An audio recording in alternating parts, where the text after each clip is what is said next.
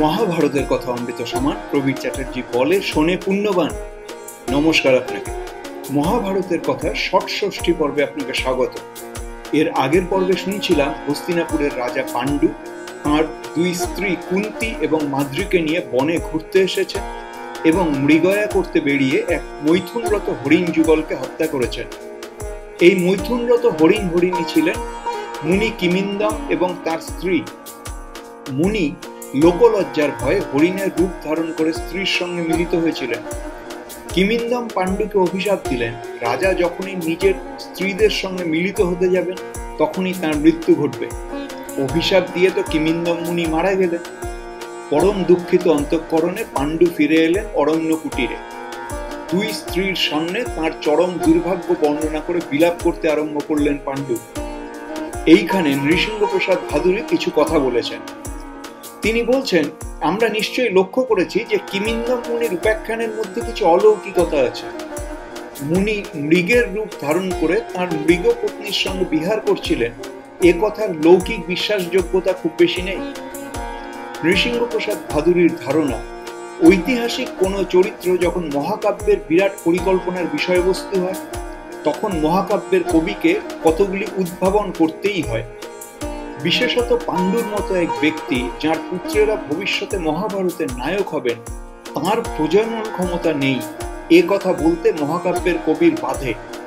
আর ঠিক সেই জন্যই সমাজ সংস্কারের সঙ্গে মিলিয়ে এই কিমিন্দম মুনির উপাখ্যান রচনা করতে হয়েছে কবিকে। তবে এই মৃগয়ার ঘটনাটাকে আমরা একেবারে উড়িয়ে দিতে পারি না। হয়তো মৈথুন লিপ্ত হরিণীকে হত্যা করার মতো একটা ঘটনা ঘটেছিল, এবং সে ঘটনা ঘটেছিল পাণ্ডুর মানসিক কোনো বিকারে। যে পুরুষ বারংবার মৈথুনে লিপ্ত হয়ে সন্তান উৎপাদনে ব্যর্থ হন, তার চরম আক্রোশ থাকে অন্যের মৈথুন কর্মের ওপর। এক্ষেত্রে এক অসহায় মৃগমিথুন তার আক্রোশের শিকার হয়েছে। আপনাদের মনে আছে নিশ্চয়ই, সঙ্গমকালে দৈপায়ন ব্যাসের উগ্রমূর্তি সহ্য করতে না পেরে বিচিত্রবীর্যের দ্বিতীয় পত্নী অম্বালিকার গাত্রবর্ণ পাণ্ডু অর্থাৎ সাদা ফ্যাসফ্যাসে হয়ে গিয়েছিল।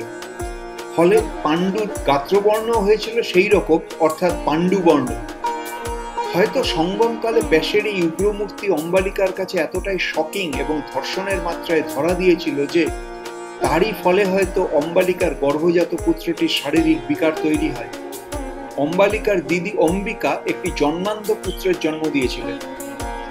অম্বালিকার পুত্রের তেমন কঠিন শারীরিক বিকার দেখা না গেলেও সে হয়তো জন্ম থেকেই প্রজননে অক্ষম হল। মৃগমিথুনের মৃত্যু অথবা মহাকাব্যিক সংস্কারে ঋষির অভিশাপের অভিসন্ধি সৃষ্টি করে মহাভারতের কবি এবং স্বয়ং পাণ্ডু দুজনেই এই সুবিধা পেলেন যে এখন পাণ্ডুর দুই প্রিয়তমা পত্নীর সামনে প্রজননের অসামর্থ্য প্রকট করে দেবার কোনো লজ্জা থাকল না। মুনির অভিশাপেই পাণ্ডু যে প্রজনন ক্ষমতা হারিয়েছেন এই কথা বারংবার বলেই তিনি বিলাপ করতে লাগলেন তাঁর দুই স্ত্রীর সামনে। পাণ্ডু বলেছিলেন, আমার মতো অসংযত চিত্ত এবং কামমুগ্ধ ব্যক্তির দশা এমনই হয়। পাণ্ডু তাঁর বিলাপের সময় আরো একটি দামি কথা বলেছিলেন। তিনি বলেছিলেন, আমার পিতা বিচিত্রবীর্য চিরধার্মিক শান্তনুর পুত্র হয়েও অতিরিক্ত কাম সেবা করে অকালে যক্ষায় মারা গেলেন।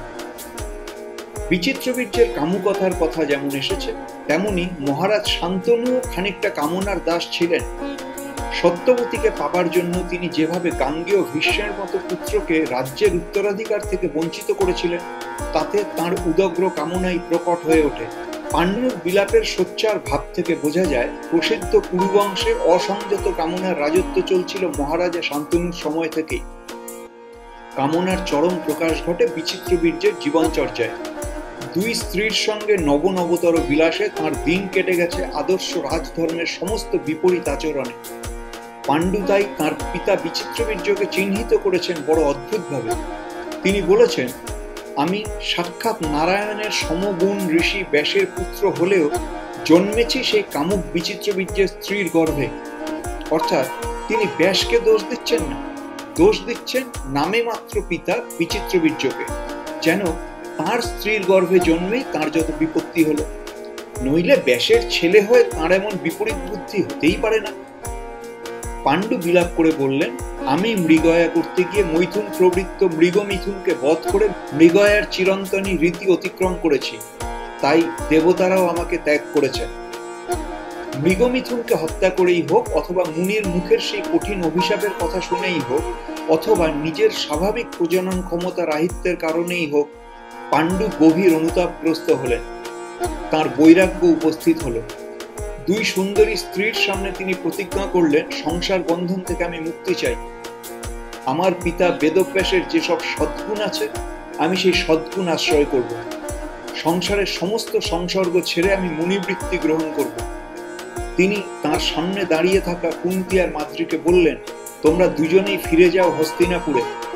সেখানে গিয়ে আমার মা অম্বালিকাকে জানাবে যে তার ছেলে পাণ্ডু প্রব্রজ্জা গ্রহণ করেছেন। একথা জানাবে আর্যা সত্যবতীকে, জানাবে বিদুর, ধৃতরাষ্ট্র, সঞ্জয় এবং মহামতি ভীষ্মকে, জানাবে পাণ্ডু প্রব্রজ্জা গ্রহণ করেছেন। মহাভারতের কথা অমৃত সমান। প্রবীর চ্যাটার্জি বলে, শোনে পুণ্যবান। আপনাকে জানিয়ে রাখি, আমি শুধুই কথক ঠাকুর নই, আমি একজন মিড লাইফ ট্রান্সফরমেশন কোচ। আমার মিশন হলো 1,40,000 পুরুষকে জীবন বদলাতে শেখানো। সেই কাজ সংক্রান্ত আমার অন্য ইউটিউব চ্যানেলের ভিডিও দেখুন, ট্রান্সফর্মিং লাইফ নামের ফেসবুক গ্রুপ জয়েন করুন। মিড লাইফ মানে ক্রাইসিস নয়, মিড লাইফ মানে ট্রান্সফরমেশন। কুন্তী এবং মাদ্রী বেশ খানিকক্ষণ স্তব্ধ হয়ে পাণ্ডুর উপদেশ শুনলেন। শোনার পর তারা দুজনেই একসাথে বললেন, মানে দুজনেই তো একসঙ্গে বলা সম্ভব নয়, বলেছেন একজনই এবং অন্যজন তা সমর্থন করেছেন। আমরা জানি এই বলার লোকটি হলেন কুন্তী। জীবনের অনেক আঘাত, অনেক জটিলতা এবং অভিজ্ঞতা তাকে অনেক বাস্তব বুদ্ধি সম্পন্ন করে তুলেছে। নিজের বাবা মা থাকা সত্ত্বেও ছোটবেলা থেকে পরের ঘরে পালিতা হয়েছেন তিনি। তার ওপর কন্যা অবস্থায় পুত্রের জন্ম দিয়ে তাকে ত্যাগ করেছেন। এবার স্বামীর ঘরে এসে স্বামীর ওপর অসীম নির্ভরতায় সবে তিনি তার দুঃখ ভুলতে আরম্ভ করেছিলেন। এই সময় ঘোষিত হলো পাণ্ডুর প্রজননের ক্ষমতা নেই, অতএব তিনি মুনিবৃত্তি গ্রহণ করবেন। এই উদগ্র বৈরাগ্যের মুখে কুন্তী যদি তাকে বলতেন, না তোমার যাওয়া চলবে না, তুমি এই সংসারেই থাকো, তাহলে ফল বিপরীত হতো এবং পাণ্ডু হয়তো আরো উগ্র হয়ে উঠতেন। কুন্তী তাই বললেন, মহারাজ, আমরা তোমার ধর্মপত্নী, তুমি একা একা কেন তপস্যা করবে? গৃহস্থ আশ্রম ছাড়া অন্য কোনো আশ্রম তুমি অবলম্বন করতে পারো, সেখানে আমরা তোমার সহধর্মচারিণী হতে পারি, একই সঙ্গে তোমার তপস্যার অংশীদার হতে পারি। পাণ্ডুর বৈরাগ্য বাসনা দেখে কুন্তী প্রতিজ্ঞা করলেন, আমরা আজ থেকে ইন্দ্রিয়ের দ্বার রুদ্ধ করে কাম, সুখ, ভোগবিলাস সমস্ত বাদ দিয়ে তোমারই সঙ্গে তপস্যা করব। এই বানপ্রস্থের তপস্যায় তোমার স্বর্গলাভ হলে আবারও আমরা তোমাকেই স্বামী হিসেবে পাবো। আর তুমি যদি আমাদের ছেড়ে একা একা বনবাসী হও, তবে আজই আমাদের মরা ছাড়া গতি নেই। পাণ্ডু কুন্তীর যুক্তি মেনে নিলেন। তিনি বললেন, এই যদি তোমাদের একান্ত ইচ্ছা হয়, তাহলে তপস্যা, বৈরাগ্য, সাধন, ধ্যানে আমি দিনাতিপাত করব এখন থেকেই। বানপ্রস্থ আশ্রমে তীব্র কঠিন সাধন অবলম্বন করব যতদিন আমার মৃত্যু না হয়। রাজা পাণ্ডু রাজকীয় মর্যাদা এবং ভোগবিলাস ত্যাগ করে সহধর্মিণী দুই পত্নীকে নিয়ে নাগশত পর্বতে চলে গেলেন। শাস্ত্রে বলেছে, চলে বেড়াও, থেমো না কখনো, চলার মধ্যেই অমৃতের স্বাদ লুক্কায়িত। পাণ্ডু বুঝি সেই শাস্ত্রের অনুশাসন মাথায় বহন করে নাগশত পর্বত থেকে চৈত্ররথ বনে, চৈত্ররথ বন থেকে কালকূট পর্বত, কালকূট থেকে হিমালয়ের উত্তরে গন্ধমাদন পর্বতে গিয়ে বন্ধুর পার্বত্য ভূমিতে কত তপস্বী মুনি ঋষির সঙ্গে তার দেখা হলো। তাঁদের মুখে নীতি, নিয়ম, তপস্যার হাজারো অনুশাসন শুনে একসময় তিনি ইন্দ্রদুম্ন সরোবর আর হংসকূট পর্বত পেরিয়ে শতশৃঙ্গ পর্বতে এসে পৌঁছলেন। শতশৃঙ্গ পর্বত হিমালয়ের মধ্যে, অর্থাৎ পাণ্ডু যেখানে ছিলেন তার চেয়ে আরো উত্তরে, অনেক উত্তরে, একেবারে হিমালয়ের প্রত্যন্ত দেশে চলে এসেছেন প্রায়। পাণ্ডু এই শতশৃঙ্গ পর্বতে এসে কঠোর তপস্যায় প্রবৃত্ত হলেন। শতশৃঙ্গের হিমশীতল পরিবেশে আরো কঠোর বৈরাগ্য অবলম্বন করে পাণ্ডু তপস্যায় আরম্ভ করলেন। বাগেন্দ্রীয়, মনোবুদ্ধি একত্র সংযত হয় পাণ্ডুর চেহারার মধ্যে স্বর্গীয় দুটি পরিস্ফুট হলো। একে ওই কাঁচা সোনার মতো পাণ্ডুবর্ণ, তার মধ্যে পূর্বতন রাজকীয় অভিব্যক্তি, আবার তার মধ্যে জিতেন্দ্রীয় শুদ্ধাচার, সব মিলিয়ে পাণ্ডু সিদ্ধ চারণদের থেকেও সুন্দর দেখতে হয়ে গেলেন। বয়সের অনুপাতে পর্বত নিবাসী মুনিরা কেউ তাঁকে পুত্রের মতো দেখতেন, কেউ ভ্রাতার মতো, কেউ বা আপন সখার মতো। সঙ্গ গুণে এবং আপন তপস্যায় পাণ্ডুও হয়ে উঠলেন ব্রহ্মর্ষির মতো। এরই মধ্যে একদিন, সেদিন অমাবস্যা তিথি, সন্ধ্যা নামলে আকাশে চাঁদ উঠবে না, অতএব সকাল সকাল বেরিয়ে পড়তে হবে, এমন একটা প্রয়াস নিয়েছিলেন মুনি ঋষিরা। তপস্যার কঠোরতায় এই মুনি ঋষিদের শরীর অত্যন্ত শক্ত। শীত গ্রীষ্ম রুক্ষতা ছাড়াও পথশ্রম এদের মোটেই ক্লান্ত করে না। এই মুনি ঋষিরা ভগবান ব্রহ্মার সঙ্গে দেখা করতে ইচ্ছে করে গমনে উদ্যত হলেন। গমনোদ্যত ঋষিদের দেখে পাণ্ডু বললেন, কোথায় যেতে চাইছেন? ঋষিরা বললেন, আজ ব্রহ্মলোকে ব্রহ্মার সভায় অনেক মহাত্মা পুরুষের সম্মেলন ঘটবে। দেবতারা আসবেন, ঋষিরা আসবেন, এমনকি স্বর্গস্থ পিতৃগণও আসবেন সেখানে। আমরা তাই ব্রহ্মার সভায় উপস্থিত হতে চাইছি আজই। পূর্বতন পিতৃগণ এই সভায় আসবেন শুনেই পাণ্ডুর ভাব বিকার হলো। তিনি সঙ্গে সঙ্গে পত্নীদের ইশারা করে নিঃশব্দে ঋষিদের অনুগমন করলেন। পাণ্ডুর সঙ্গে তার দুই স্ত্রীকে আসতে দেখে তপস্বীরা একটু চিন্তিত হলেন। লোকে যাকে বলে স্বর্গলোক, এ যে তার চেয়েও দূরের পথ। হিমালয় ছেড়ে আরো উত্তরে দুর্গম পথে যেতে হবে ব্রহ্মলোকে। মানুষের এই সুন্দর পৃথিবীর মধ্যেই যে স্বর্গের ঠিকানা আছে, সে কথা আমরা আমাদের মহাভারতের কথা 6 নম্বর পর্বে বিস্তারিত জানিয়েছি। ব্রহ্মলোক আরো উত্তরে। ঋষিরা পাণ্ডুকে বললেন, আমরা এই পর্বতরাজ হিমালয় অতিক্রম করে আরো উত্তরে, আরো ওপর দিকে বেশ কয়েকবার গিয়েছি। সে দেশ অত্যন্ত মনোরম, কিন্তু ভীষণ দুর্গম। সমতল বিসমতল প্রদেশ দিয়ে যেতে যেতে বড় বড় নদী, দুর্গম পর্বত গুহা পড়বে। এখানে খেয়াল রাখবেন, এই পথগুলোকেই ইংরেজিতে পাস বলে, এবং এই পথ দিয়েই আর্যরা উত্তর কুরু দেশ থেকে ভারতে এসেছিলেন। আমরা মহাভারতের কথার আরম্ভে স্বর্গ, ব্রহ্মলোক, বিষ্ণুলোক ইত্যাদি মহান স্থানের একটা ভৌগোলিক অবস্থান দেখাবার চেষ্টা করেছি এবং বলেছি, সেকালে বয়সকালে কাশী যাবার মতো আর্যরাও তাদের এই পুরাতন বসতিতে ফিরে যাবার চেষ্টা করতেন। এখানে দৃঢ়ব্রত মুনি ঋষিরাই এই ব্রহ্মলোক যাত্রায় সামিল হয়েছে। পাণ্ডু তার দুই স্ত্রীকে নিয়ে এই যাত্রায় ঋষিদের অনুগামী হতে চান, কিন্তু বাস্তব অবস্থা বুঝে ঋষিরা বললেন, আপনি একা হলেও হতো, কিন্তু এই দুই রাজকন্যা আপনার সহধর্মচারিণী হলেও এই দুর্গম পথে যাবার অযোগ্য।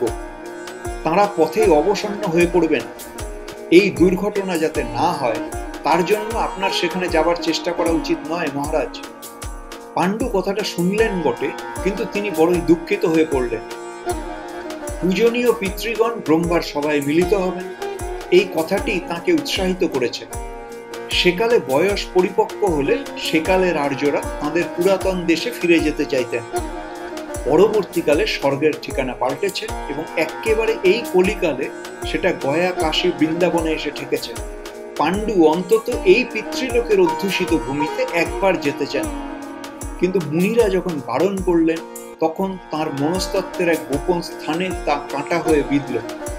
পাণ্ডু বললেন, আপনারাই বলেন যে নিঃসন্তান লোকের স্বর্গে যাবার অধিকার নেই। আমার শরীর নষ্ট হলে আমার পূর্বতন পিতৃগণের পতন হবে, কারণ তাদের ঋণ আমি শোধ করতে পারিনি। পিতৃঋণ শোধ করা যায় সন্তানের পালন পোষণের মাধ্যমে, কিন্তু আমার সন্তানই হয়নি, আমি তাহলে কি করে পিতৃঋণ শোধ করব? ঋষিরা যতই পার্বত্য ভূমি আর দুর্গম পথের কথা বলুন, পাণ্ডু এই স্বর্গযাত্রা বা ব্রহ্মলোক যাত্রা নিষেধটা নিজের মতো করে ব্যাখ্যা করলেন।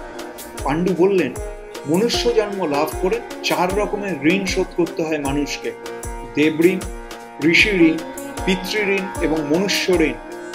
আমি নানাবিধ যজ্ঞ করে দেব ঋণ থেকে মুক্ত হয়েছি, বেদ পাঠ এবং তপস্যা করে ঋষি ঋণ থেকেও মুক্ত হয়েছি, লোকের ওপর দয়া করে মনুষ্য ঋণ থেকেও মুক্ত হয়েছি, কিন্তু পিতৃঋণ থেকে তো আমি মুক্ত হতে পারিনি, কারণ আমার সন্তানই নেই। আমার কি হবে? আমি কি কোনোদিন স্বর্গের পথে যেতে পারবো না? তারপর কি হলো সে গল্প শুনুন মহাভারতের কথা সপ্তষষ্ঠী পর্বে। মহাভারতের কথা অমৃত সমান, প্রবীর চ্যাটার্জি বলে শোনে পুণ্যবান।